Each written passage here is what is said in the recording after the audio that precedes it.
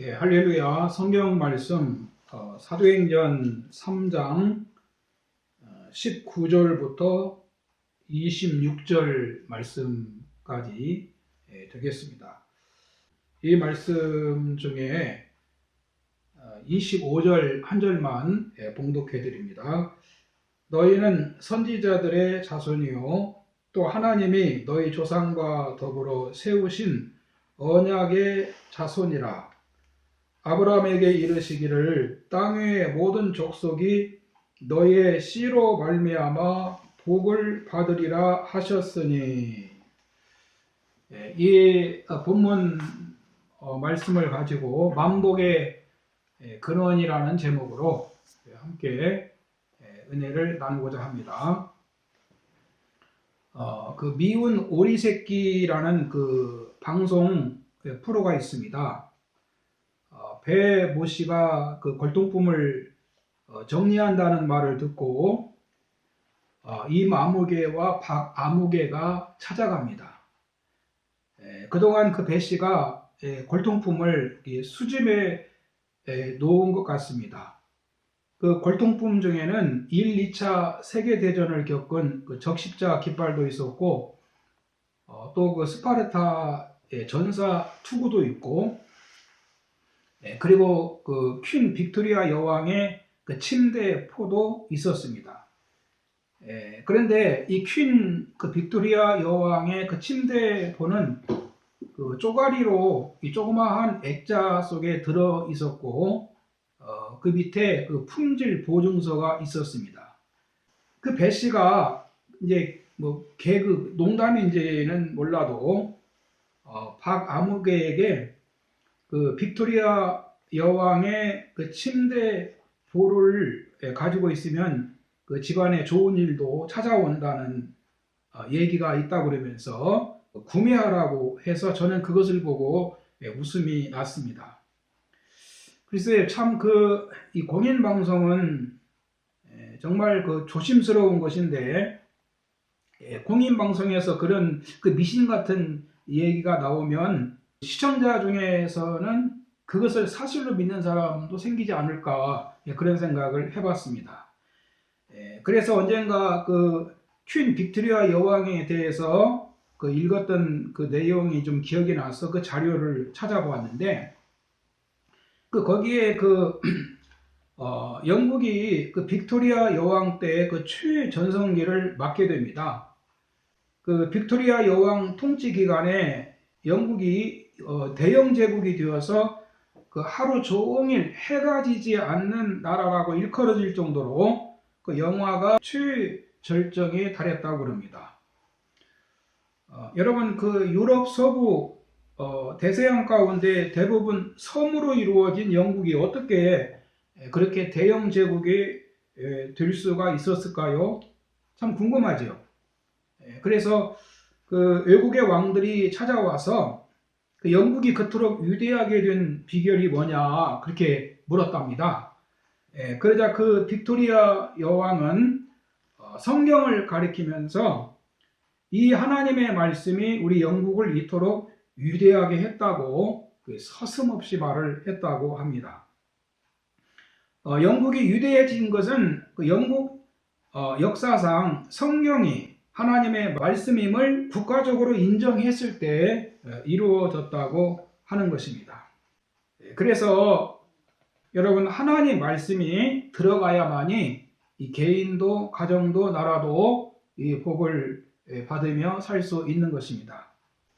그런 면에서 우리는 하나님의 말씀이 우리를 다스리게 해야 됩니다. 하나님의 말씀이 없으면은 이 세상은 그 참 생명의 길을 찾을 수가 없습니다.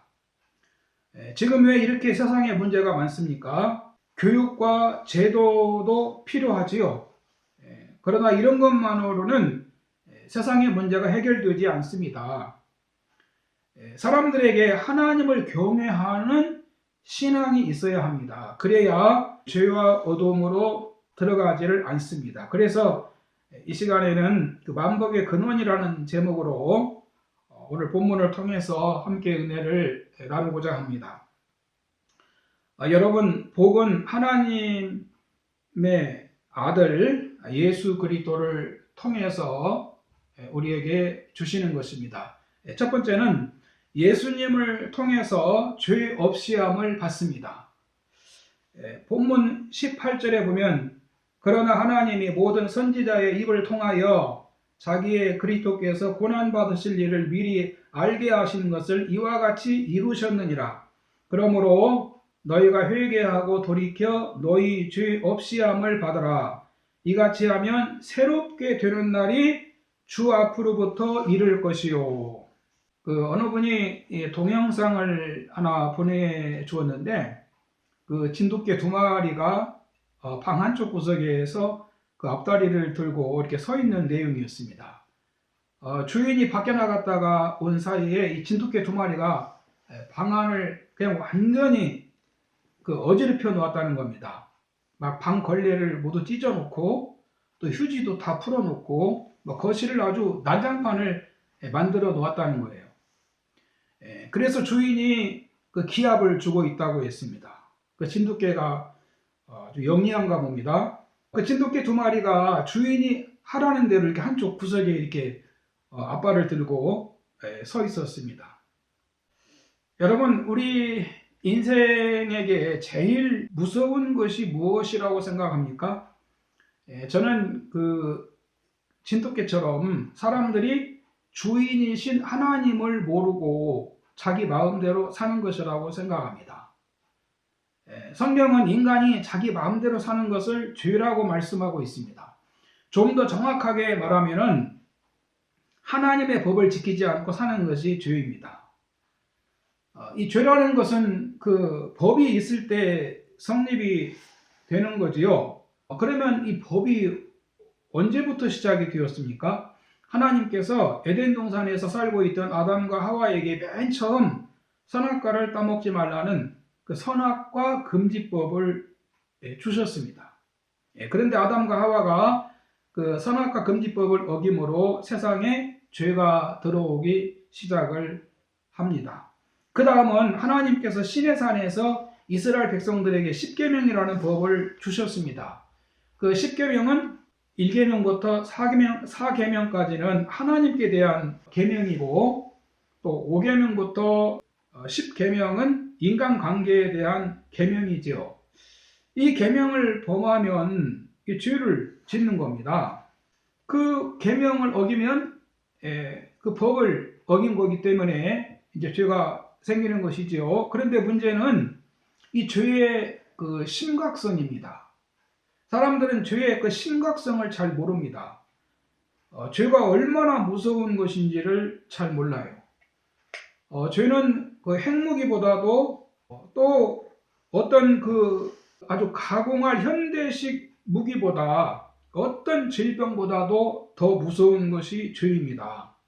죄가 어떤 모양도 없고 소리도 없고 표시도 안 날 수 있지만 그 제일 고약한 것이 죄라고 저는 생각을 합니다.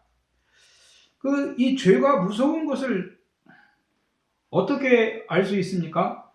예수님의 말씀을 통해서 알 수가 있습니다. 마태복음 18장 8절 이하에 보면은 이 죄가 얼마나 무서우면은 손이나 발로 죄짓고 지옥 가는 것보다 자르고 손발이 없더라도 영생에 들어가는 것이 2손과 2발을 가지고 영원한 불에 던져지는 것보다 나으리라 라고 말씀하셨습니다. 또 눈도 마찬가지입니다. 자꾸 눈이 범죄하게 해서 지옥 가게 하거든 빼어 내버리라. 한 눈으로 영생에 들어가는 것이 2눈을 가지고 지옥불에 던져지는 것보다 나으리라. 물론 그렇다고 여러분 다리 자르고 눈을 이렇게 해치면 안 됩니다. 이것은 죄가 그만큼 무서운 거니까 회개하라고 하는 말씀입니다. 그리고 이것보다 더 이 죄가 무섭다고 하는 것을 가르쳐주는 말씀이 있어요. 사건이 있는데 바로 하나님의 아들 예수님이 우리의 죄를 없이 하기 위해서 이 땅에 오셔야만 했다는 것이죠. 그리고 우리 죄를 대속하시기 위해서 그 몸으로 속죄양이 되셨습니다. 죄가 얼마나 인간들에게 무서운 것이면 하나님의 아들이 이 땅에 오셔서 인간의 죄를 대신 담당하셨겠냐라는 겁니다. 우리는 이 죄의 심각성을 알아야 됩니다. 우리는 죄가 이 세상에서 제일 무서운 것임을 알아야 돼요. 죄가 있으면은 하나님이 함께 하시지 않습니다. 하나님이 함께 하시지 않아도 됩니까? 하나님이 함께 하시지 않으면 인간은 죄 가운데 살다가 멸망하고 지옥 가는 겁니다. 그래서 이 죄를 없이함을 받아야 됩니다. 어떻게 하면은 죄 없이함을 받을까요? 바로 이 본문에 너희가 회개하고 돌이켜 너희 죄 없이함을 받아라. 이같이 하면 새롭게 되는 날이 주 앞으로부터 이를 것이요. 이 죄 없이함을 받는 방법은 회개하고 예수님을 구주로 믿는 겁니다.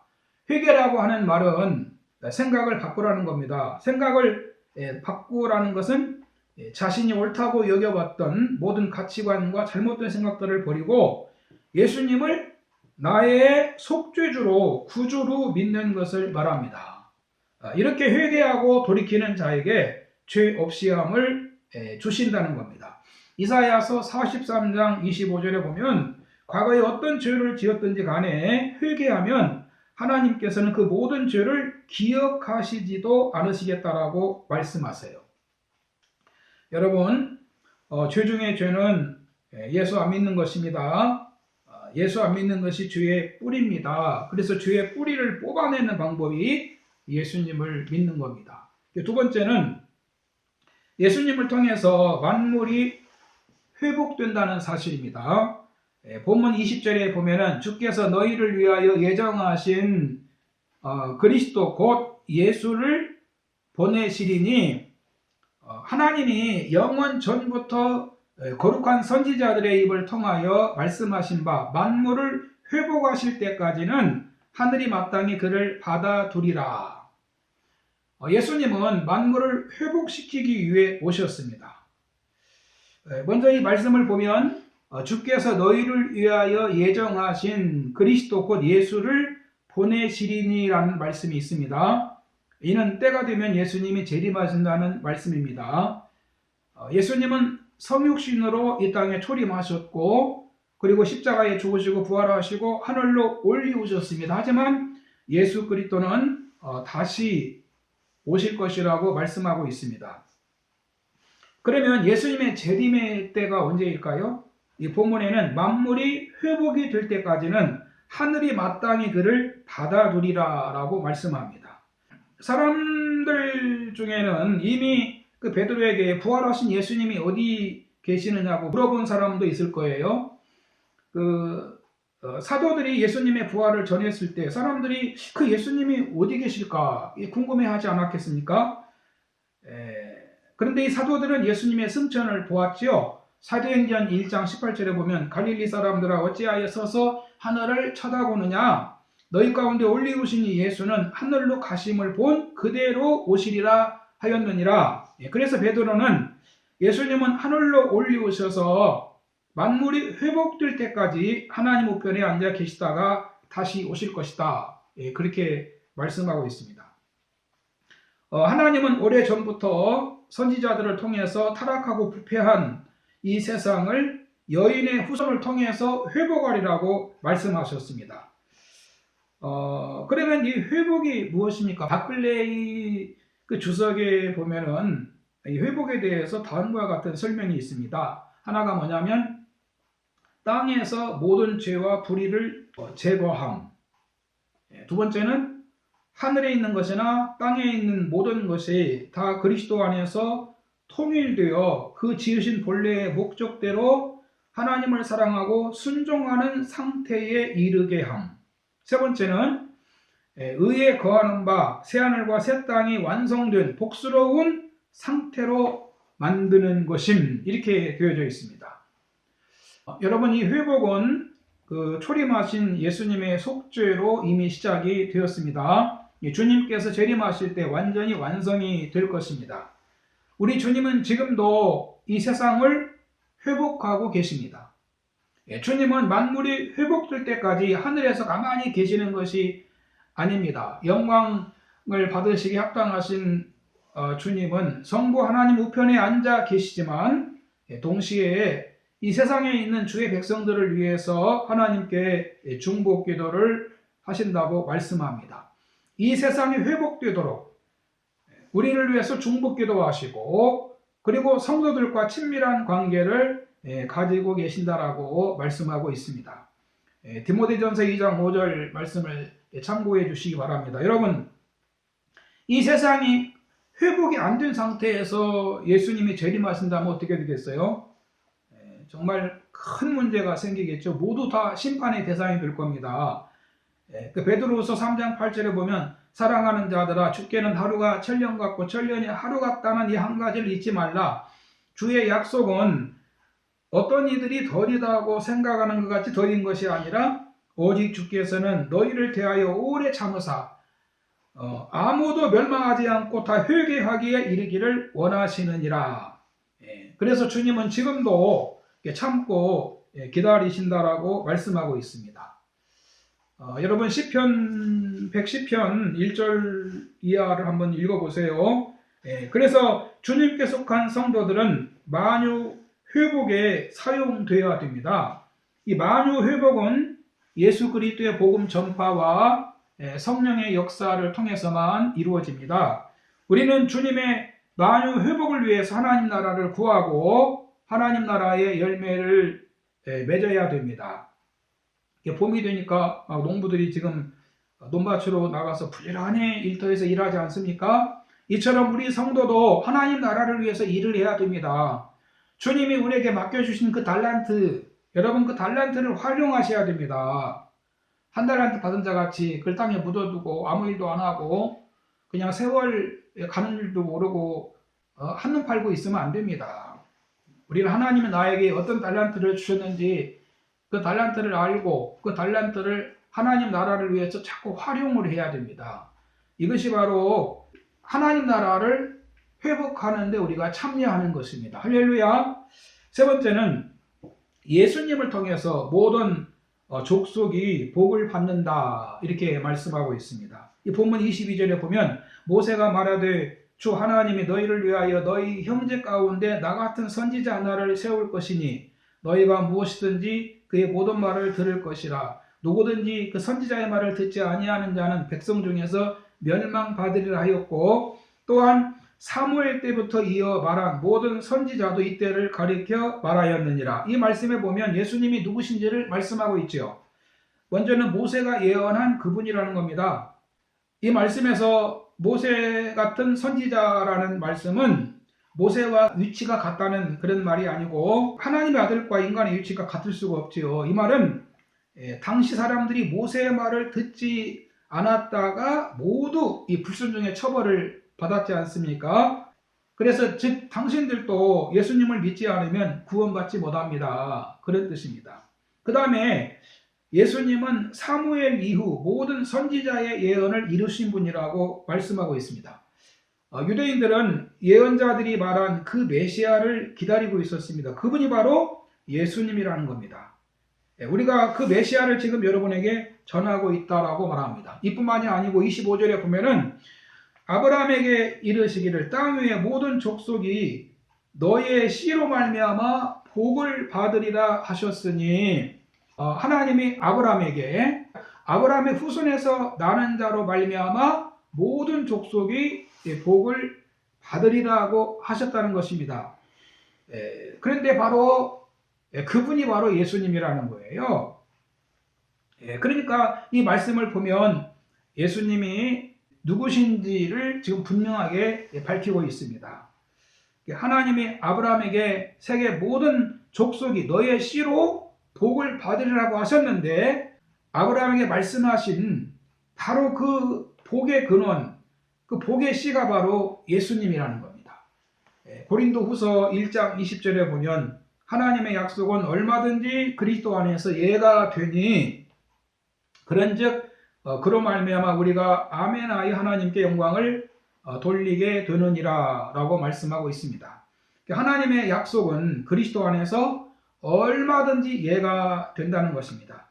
그리스도 안에서 하나님의 약속을 다 받을 수가 있다는 것입니다. 누구 안에서요? 예수 그리스도 안에서 주 용서함을 받게 되고 또 하나님의 자녀가 되고 치료를 받게 되고 또 회복의 복을 받게 되고 평화가 오게 되고 평안과 만족이 오고 영원한 구원이 완성이 된다는 겁니다. 여러분, 예수님이 만복의 근원이십니다. 할렐루야.